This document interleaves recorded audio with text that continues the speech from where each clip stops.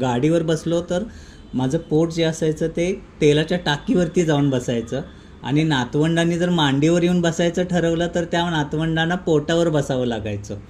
तर मग ते आता इतकं छान ट्रान्सफॉर्मेशन झालेलं आहे, इतकं सुंदर रिझल्ट मिळालेला आहे. तर मग हे सगळं कशामुळे बिघडलं होतं किंवा आता कशामुळे रिपेअर झालं आहे असं वाटतंय? पूर्वी काय होतं, खाण्यावर जास्तीत जास्त स्ट्रेस होता. काही खायचं, कधीही खायचं, त्याचं काय टायमिंग नव्हतं आणि किती खायचं हेही नव्हतं आणि काय खायचं हेही नव्हतं.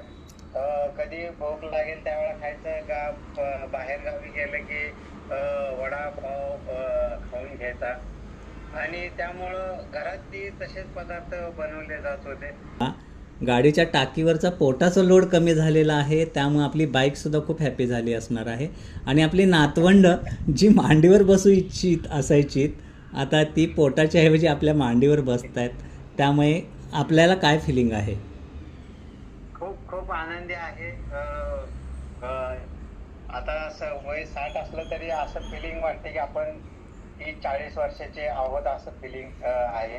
खूप आनंदी आहे खूप छान, याबाबत. असेच आनंदी आणि हेल्दी राहा. खूप साऱ्या शुभेच्छा आहेत हेल्थ आणि हॅपीनेससाठी. कारण नातवंड म्हणजे दुधावरची साय आपल्याला नक्कीच दुधापेक्षा प्रिय असते आणि त्यांना